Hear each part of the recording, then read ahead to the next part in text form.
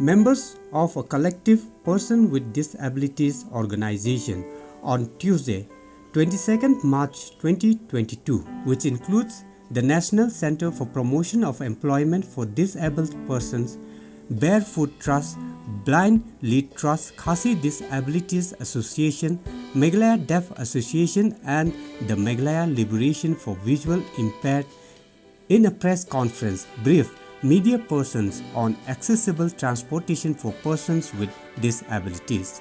Representing the collective organization, Priska Pingro spoke on challenges faced not only by persons with disabilities but by the senior citizens and students. The organization urged upon the state government to initiate the process of making mobility and transport accessible to such classes of people.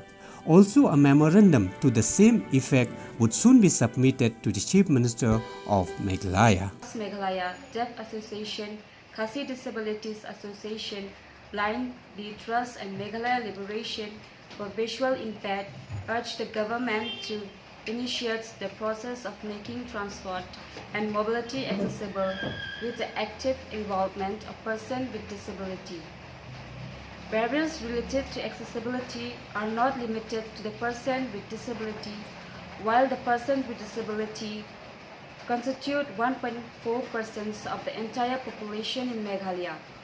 Accessible transport and its accompanying hurdles affects the independent mobility of its senior citizens who constitute 6% of the population. Combined with the issues of safe, accessible transport for students via public transport, we are looking at a base population of 22% that is compiled to avoid independent mobility within the state. Meghalaya has its achievement, but at the same time, it is evident that independent mobility and accessible transportation as a core area of focus, which address will reduce the barrier